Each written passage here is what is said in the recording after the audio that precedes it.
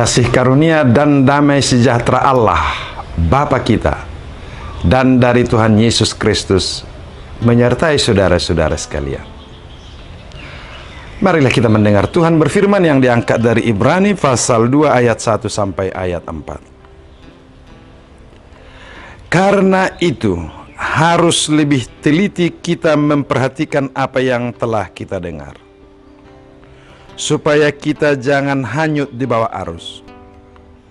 Sebab kalau firman yang dikatakan dengan perantaraan malaikat-malaikat tetap berlaku, dan setiap pelanggaran dan ketidaktaatan mendapat balasan yang setimpal, bagaimanakah kita akan luput jikalau kita menyanyiakan keselamatan yang sebesar itu, yang mula-mula diberitakan oleh Tuhan dan oleh mereka yang telah mendengarnya kepada kita dengan cara yang dapat dipercayai, sedangkan Allah meneguhkan kesaksian mereka oleh tanda-tanda dan mujizat-mujizat, dan oleh berbagai-bagai penyataan kekuasaan dan karunia Roh Kudus yang dibagi-bagikannya menurut kehendaknya.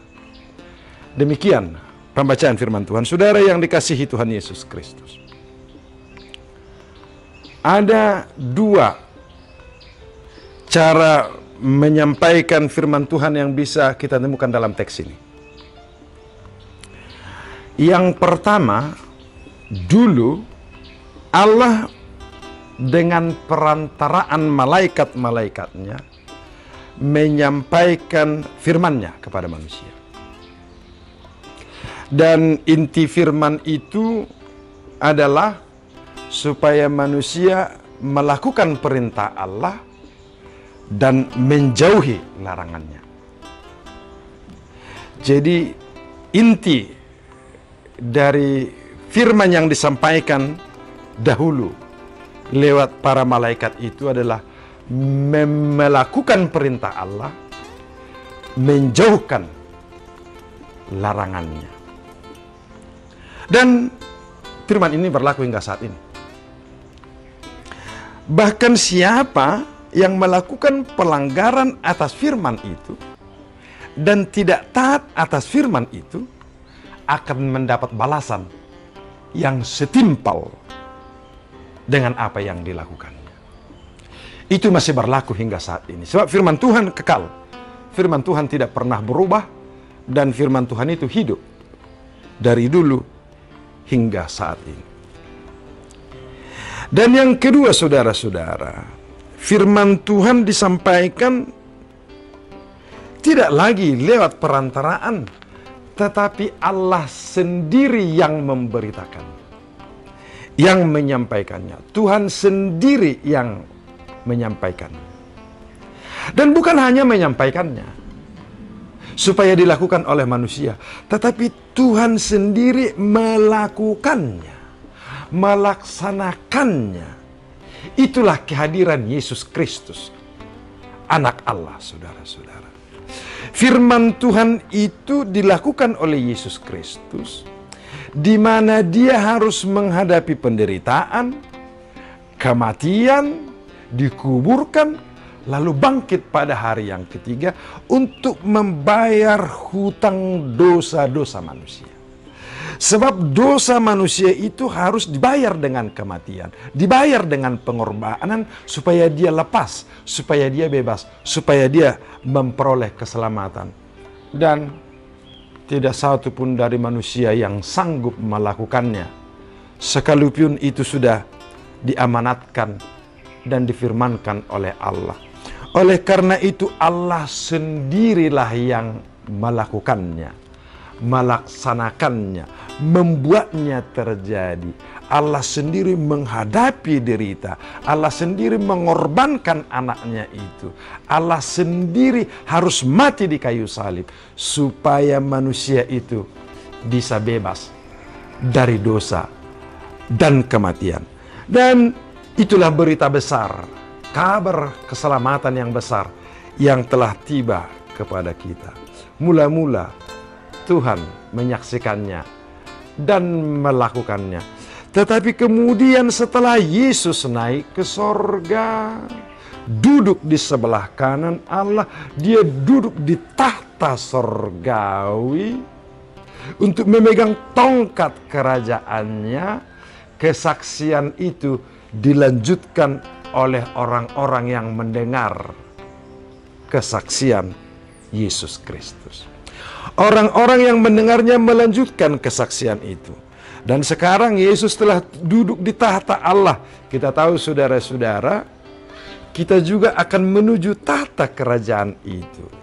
Dan kita tahu tongkat kerajaannya adalah tongkat keadilan dan kebenaran. Itulah menjadi kekuatan yang harus kita gapai, saudara-saudara, supaya kita bisa masuk ke dalam kerajaan Allah itu, ke dalam tahta yang kekal itu, di mana terjadi keadilan dan kebenaran yang diawali dari penebusan Yesus dari dosa-dosa manusia.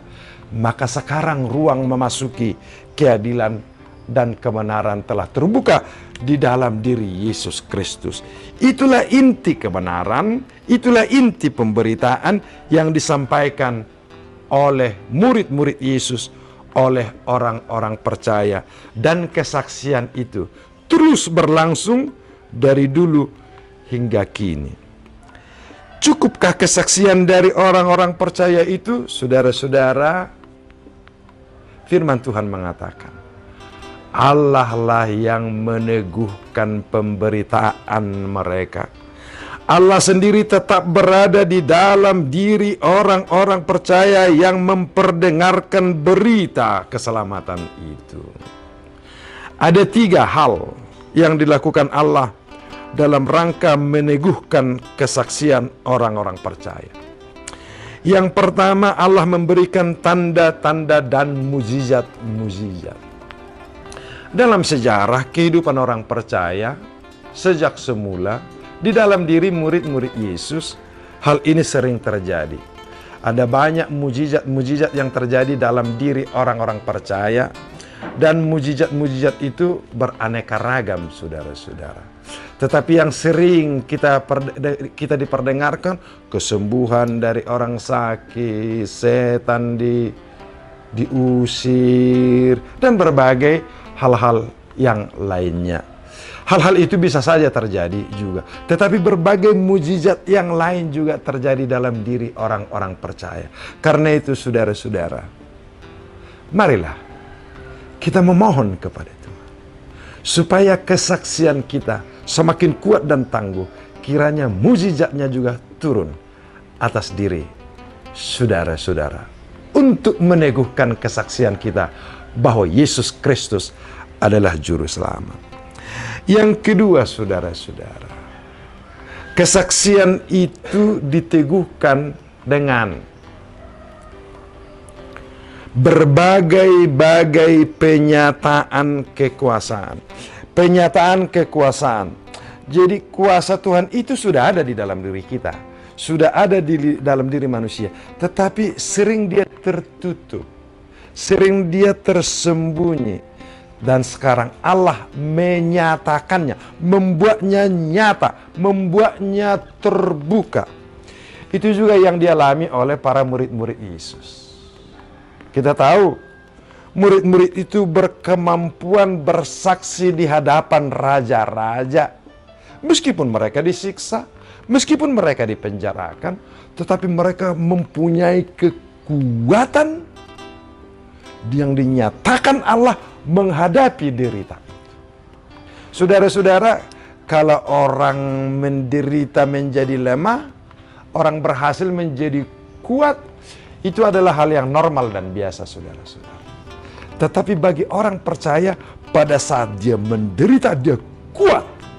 Pada saat dia mengalami kesulitan, dia punya power, dia punya tenaga, dia punya kemampuan untuk melakukan sesuatu, sebab Allah menyatakan kekuasaannya, saudara-saudara. Itu yang terjadi pada diri orang percaya yang menyaksikan kebenaran Kristus. Dan kiranya hal itu juga bisa terjadi buat saudara-saudara dan saya.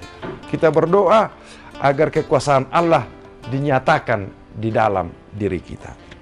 Dan yang ketiga, saudara-saudara, Allah meneguhkan kesaksiannya dengan karunia Roh Kudus. Allah mengaruniakan karunia-Nya, membagi-bagikannya kepada orang-orang percaya.